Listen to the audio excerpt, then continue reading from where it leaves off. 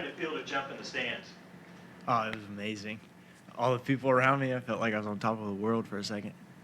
Can you take us through the interception on Saturday, what you saw, how that went down? Yeah.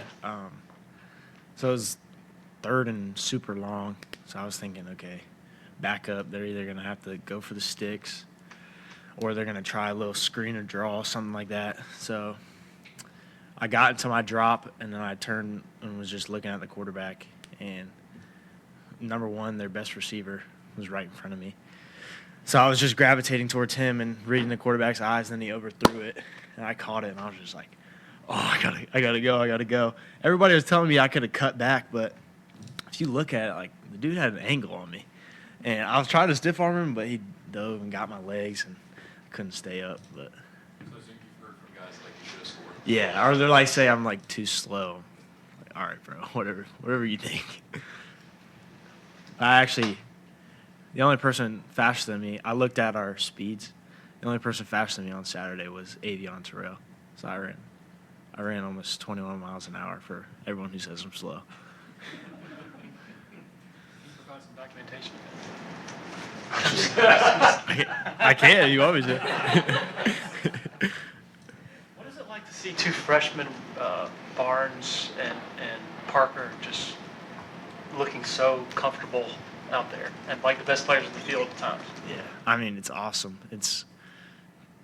Gives a testament to our coaches' recruiting, and then also the future of Clemson, that we're in good hands with the people coming in this next recruiting class and the people that are here now.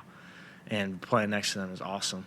I mean, lining up to those guys, knowing they can step in and play no matter what and succeed and perform is awesome and a great feeling for us. I assume the same stuff you saw during camp from those two. Oh, yeah. Yeah, I've been seeing it since they got here in January.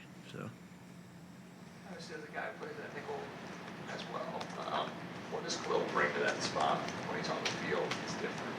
he's physical, like extremely physical. You can see it in practice, and he's fast. Like, I remember when we were practicing at the Orange Bowl, he was working scout team receiver against us because I'm not sure why, but and he was like flashing on offense. I know he was recruited as a offensive player as well, and he was making some plays. I was like, whoa, like, who is this kid? It looked like Bronny James Jr., or LeBron Jr. But yeah, that dude is fast and physical, and I'm really happy with how he's performed and happy that he's my teammate.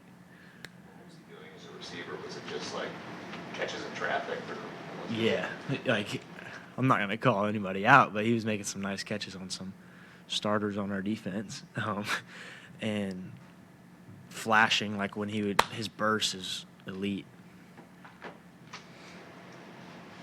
Just positionally, take us through like what percentage of snaps have you had at Sam, Will, Nickel these first 3 games, and what's that been like for you, kind of switching up in a few spots?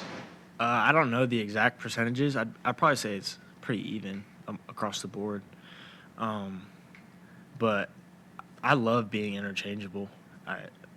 First of all, it's fun. You can go out and just run around and, oh yeah, I'll go play here for a play and go play there. And I just think it adds value to the defense and can help. It helps me understand the scheme, and then along with Coach West, it can help him. He can trust me, knowing that I know multiple positions, which is the biggest thing, the mental aspect of it. Does it feel like y'all are going to have a really physical edge this week against this team that is sort of built to run the ball and set the edges, things like that? Yeah, I mean, we know Florida State's a very good team, and we're going to have to bring our A game for sure. But physically, yeah, we're going to have to bring it, which I know that we will. We're going to give everything we got. what's the challenge as a defender trying to contain a quarterback like Jordan Travis? You have to approach every tackle like an open field tackle. Even if he's in a phone booth, it's still going to be difficult to tackle him. So you got to break down and understand your leverage and where your help is coming from, and swarm to the ball, which is what we preach every day in practice. So. What's it like matching up with a 6'7" receiver? I don't know if you did last year, but I'm just curious what you think about just watching him, how he's able to just sort of tower over people and create space that way. Yeah, I didn't play on defense at all. I played on special teams last year against Florida State, but they got an elite receiving core over there, so we're gonna have to bring our A game for sure. And Johnny Wilson needs a very good player on film, and that's elite size, so we're gonna have to bring it for sure. But I know we'll be ready. Wes was in here earlier saying he felt like y'all have taken a step forward each game in terms of like the intensity, relentlessness that he wants, and it was best it's been all season against FAU. Do you feel that? You think? Oh yeah, for sure. Just in practice, we've been preaching like we got to take it a step further. We haven't lived up to the expectations these past couple of years, and we gotta get back to the top of the mountain, and it starts in practice. So we've been bringing the juice every day in practice, and that's hustling to the ball, trying to force turnovers just in practice against the scout team, and kicking everything up a notch to get to where we want to go. Who would you say leadership-wise has been kind of driving that, or is it, again, team-wide there? I think it's team-wide, but mainly on defense. We've been holding each other all accountable. It starts up front with Tyler Davis and Rook mainly, and then on the back end, JP, and then us in the middle. We all kind of, me, Barrett, and Trot try to bring it all together, and we all just bounce off of each other and hold each other accountable so we can get the best. Any questions for Wade from Zoom? Anybody else in the room? You've got some NIL deals with the Woodaz. How'd that come about? Do you like it? And then tell us about kind of how all that NIL stuff got going with that. Yeah, so when I first enrolled here, one of our strength coaches, Duncan Hunley, he started calling me that. And then word got to Coach Sweeney, and Coach Sweeney started calling me that, and then he said it in a couple of interviews, and like when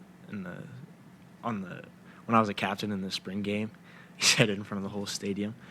And so my dad and my uncle started just making mock-ups, and they weren't like very professional looking, but we had an idea, and we had hats and some shirts made.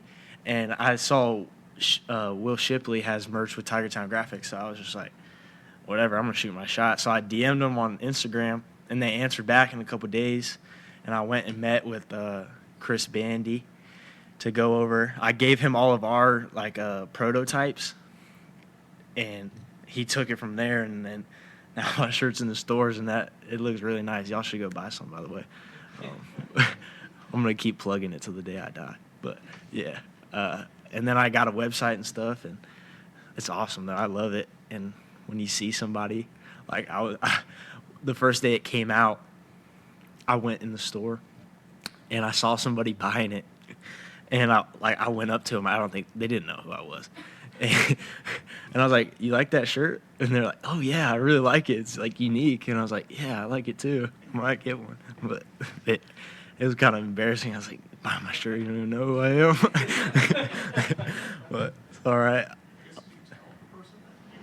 Nah, I didn't. I didn't know, like. I thought it was funnier that he didn't know who I was. He was still buying it. But. Anyone else for Wade? All right, Wade. Thanks, man. Yeah, thank you.